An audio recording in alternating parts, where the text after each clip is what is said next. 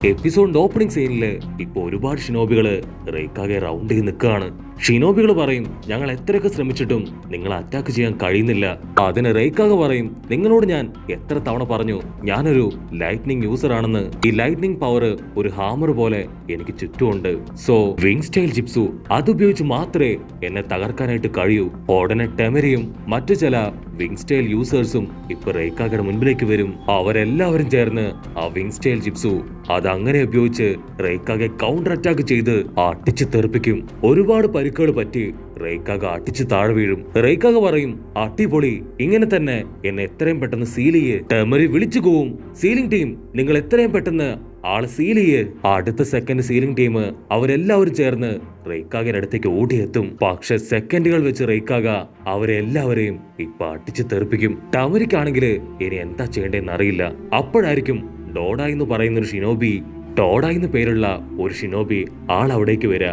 Actually ഈ third റെയ്ക്കാകയെ കുറിച്ച് അവൻ ഒരുപാട് കാര്യങ്ങൾ അറിയാം. അതുപോലെ തന്നെ റെയ്ക്കാകയ്ക്ക് അവനെ കാണുമ്പോൾ തന്നെ മനസ്സിലാവും അത് ടോഡായി ആണെന്ന്. ടോഡായി പറയും, ഇദ്ദേഹത്തിന് സ്പീഡ്, സ്ട്രെങ്ത്, പവർ അതെല്ലാം ഭയങ്കര കൂടുതലാണ്. ഏറ്റവും പവറുള്ള വിങ് സ്റ്റൈൽ അറ്റാക്ക്, അതുകൊണ്ട് മാത്രമേ ഇദ്ദേഹത്തെ തോൽപ്പിക്കാനായിട്ട് കഴിയൂ. അതിന് ടെമറി പറയും, ഈ കൂട്ടത്തിൽ വെച്ച് ഏറ്റവും ബെസ്റ്റ് വിങ് സ്റ്റൈൽ യൂസർ ഞാനാണ്. പക്ഷെ എനിക്ക് ഇപ്പൊ അറിയേണ്ടത് മറ്റൊരു കാര്യമാണ്. ഇത്രയും പവർഫുൾ ആയിട്ടുള്ള ഈ ഒരു റെയ്ക്കാക അദ്ദേഹം എങ്ങനെയാണ് മരണപ്പെട്ടത്?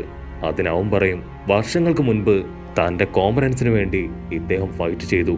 1, 2, 3, 100 ആളുകളോടല്ല, മറിച്ച് 10,000-കണക്കിന് ഷിനോബികളോട് 3 ദിവസം കണ്ടിന്യൂസ് ആയിട്ട് ഫൈറ്റ് ചെയ്ത് അവസാനം ഇദ്ദേഹം മരണപ്പെടുകയായിരുന്നു. കട്ട് ചെയ്താ ഇപ്പൊ കബൂട്ടോ അവനിപ്പോ റെയ്ക്കാക മുഴുവനായിട്ടും കൺട്രോൾ ചെയ്യാൻ തുടങ്ങും. ടെമറി പറയും, ഇവിടെ ഉള്ളതിൽ വെച്ച് ഏറ്റവും പവർഫുൾ വിങ് സ്റ്റൈൽ യൂസർ ഞാനാണ്. പക്ഷെ ഞാൻ ടീമായിട്ട് ശ്രമിച്ചിട്ട് പോലും അദ്ദേഹത്തെ സീൽ ചെയ്യാനായിട്ട് കഴിഞ്ഞിട്ടില്ല. അപ്പോഴായിരിക്കും കുട്ടപ്പൻ അവനിപ്പോ അവിടേക്ക് ചാടി വീഴുക. കുട്ടപ്പനെ കണ്ട് ടെമറി ഷോക്കാവും. റെയ്ക്കായ്ക്കാണെങ്കിൽ നറൂട്ടോ കുട്ടപ്പൻ അവൻ ആരാണെന്ന് മനസ്സിലാവില്ല. നറൂട്ടോ അവന്റെ കൈ നീട്ടി ആ റസൻഗൺ ഷുരിങ്കൻ അതിപ്പോ ക്രിയേറ്റ് ചെയ്ത് അങ്ങനെ കറക്കി നിൽക്കുകയാണ്. കുട്ടപ്പൻ അത് കറക്കി വലിച്ചെറിയും. പക്ഷെ റെയ്ക്കാക ആൾ ഒറ്റ സെക്കൻഡില് അങ്ങനെ വട്ടത്തിൽ കറങ്ങി കുട്ടപ്പന്റെ റസൻഗൺ ഷുരിങ്കൻ നിന്ന് നൈസായിട്ട് എസ്കേപ്പ് ആവും. പക്ഷെ കുട്ടപ്പൻ ഓൾറെഡി റെയ്ക്കാകയുടെ ഫാസ്റ്റും പവറും എല്ലാം തന്നെ നോട്ട് ചെയ്തിരുന്നു.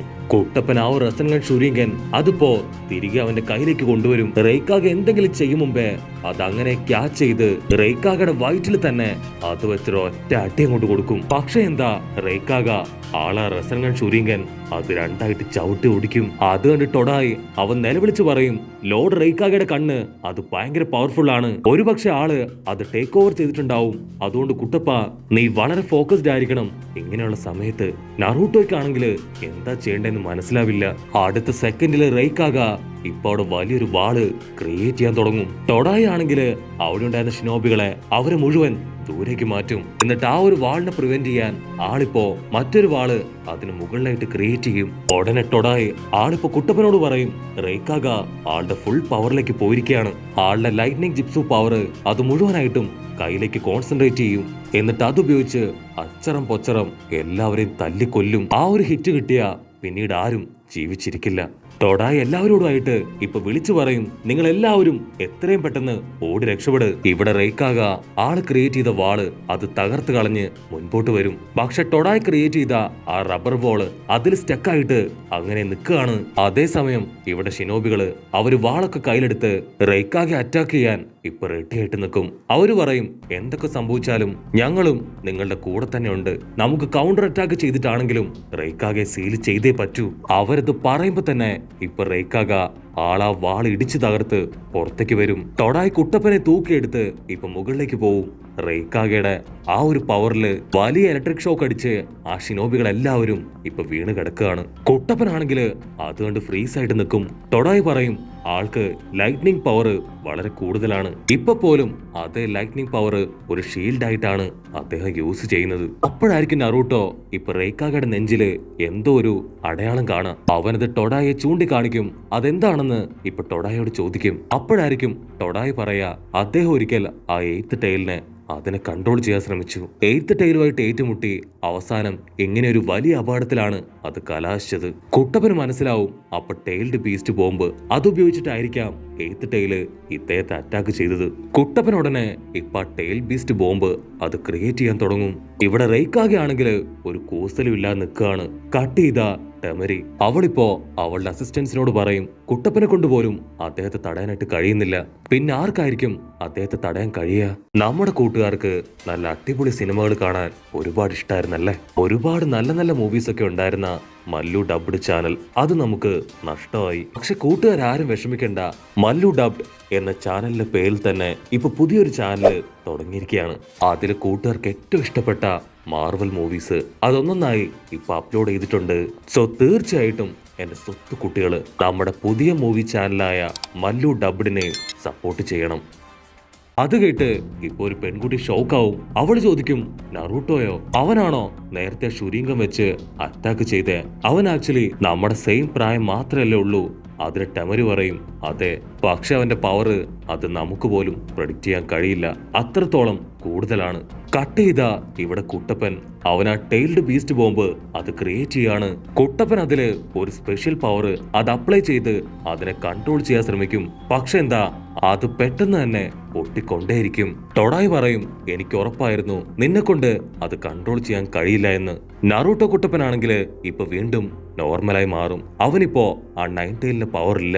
ടെമരി ആണെങ്കിൽ ഇവിടെ ഷിനോബീസിനോട് പറയും ദയവ് ചെയ്ത് ആരും റെയ്ക്കാഗിന്റെ അടുത്തേക്ക് പോകരുത്, എല്ലാവരും ലോങ് ഡിസ്റ്റൻസിൽ നിന്ന് വേണം അറ്റാക്ക് ചെയ്യാൻ. മാത്രമല്ല നമ്മുടെ ടീമില് പരുക്ക് പറ്റിയ ഒരുപാട് പേര് നിലത്ത് വീണ് കിടപ്പുണ്ട്.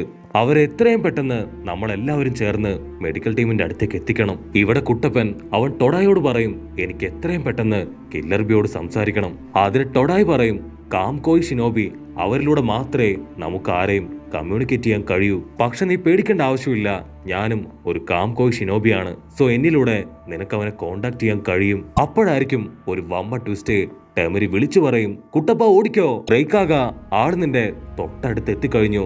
അത് കണ്ട് കുട്ടപ്പനും ടൊഡായും അവർ രണ്ടുപേരും ഷോക്കാവും. ടൊഡായി ഉടനെ ഒരു റബ്ബർ ഷീൽഡ് ഉപയോഗിച്ച് ഇപ്പൊ കുട്ടപ്പന് ചുറ്റും ഒരു ഷീൽഡ് പോലെ ക്രിയേറ്റ് ചെയ്ത് അവനെ പ്രൊട്ടക്ട് ചെയ്യും. അതിനുശേഷം ഈനോച്ചിയുമായിട്ട് ഇപ്പൊ കണക്ട് ചെയ്യും. ആൾ ഇനോച്ചിയോട് പറയും കുട്ടപ്പൻ എത്രയും പെട്ടെന്ന് കില്ലർ ബി ആയിട്ട് സംസാരിക്കണം. സോ എത്രയും പെട്ടെന്ന് കില്ലർ ബി ആയിട്ട് ഒന്ന് കണക്ട് ചെയ്യോ. അതേസമയം ഇവിടെ റൈക്കാക ആളിപ്പോ ആ ഒരു റബ്ബർ സ്പീറുമായിട്ട് അങ്ങനെ മുൻപോട്ട് പോവാണ്. കട്ട് ചെയ്ത മറ്റൊരു ഭാഗത്ത് ടൊഡോയും കുട്ടപ്പനും. ആക്ച്വലി ടൊഡോയ് ക്രിയേറ്റ് ചെയ്ത ആ ഒരു റബ്ബർ സ്പീറിനകത്ത് യഥാർത്ഥ കുട്ടപ്പനല്ല, കുട്ടപ്പന്റെ ക്ലൗണാണ്. ടൊഡോയ് പറയും നമ്മുടെ മുൻപില് അധികം സമയമില്ല, ആള് തിരികെ വരുന്നതിന് മുൻപ് തന്നെ നീ സംസാരിച്ച് തീർക്കണം. കട്ട് ചെയ്താ ഇവിടെ കില്ലർ ബിയെ കാണിക്കും. ആൾ അർജന്റായിട്ട് ഇപ്പൊ ഒന്നിനു പോയി നിൽക്കുകയാണ്. മറ്റൊരു ഭാഗത്ത് റെയ്ക്കാക ആളാണെങ്കില് ആ ഒരു റബ്ബർ സ്പീർ അതിനെ വിടാതെ പിന്തുടർന്ന് ഈ പറഞ്ചം പൊറഞ്ചം അറ്റാക്ക് ചെയ്യാണ്. ഇവിടെ കുട്ടപ്പൻ അവൻ ഒരുപാട് കഷ്ടപ്പെട്ട് ഇപ്പൊ 8th ടൈലുമായിട്ട് കണക്ട് ആവും. കുട്ടപ്പൻ 8th ടൈലിനോട് ചോദിക്കും എനിക്ക് അത്യാവശ്യമായിട്ട് ചില കാര്യങ്ങൾ അറിയാനുണ്ട്. നീ വർഷങ്ങൾക്ക് മുൻപ് 3rd റെയ്ക്കാഗയായിട്ട് ഫൈറ്റ് ചെയ്തിട്ടുണ്ടായിരുന്നില്ലേ? അത് കേട്ട് 8th ടൈല് അവൻ ടെൻഷനായിട്ട് പറയും അതെ, ഞങ്ങൾ ഫൈറ്റ് ചെയ്തിരുന്നു. അദ്ദേഹത്തിന്റെ സിംഗിൾ ഫിംഗർ വെച്ച് എന്നെ അടിച്ച് നശിപ്പിക്കാൻ ശ്രമിച്ചു. മാത്രമല്ല എന്റെ ഓരോ ടൈൽസ് ആയിട്ട് ആള് വെട്ടി എറിഞ്ഞു. അപ്പൊ കുട്ടപ്പൻ ചോദിക്കും നീ ആളുടെ ചെസ്റ്റില് ഒരു വലിയ മുറിവുണ്ടാക്കിയില്ലേ? അത് കേട്ട് 8th ടൈല് അവൻ കൺഫ്യൂസ്ഡ് ആവും. അവൻ ചോദിക്കും ഞാനോ ആളുടെ ബോഡിയിൽ മുറിവുണ്ടാക്കിയെന്നോ? എനിക്ക് ആക്ച്വലി അത് ഓർമ്മയില്ല. ഞങ്ങൾ രണ്ടുപേരും കട്ടയ്ക്ക് ഫൈറ്റ് ചെയ്തു.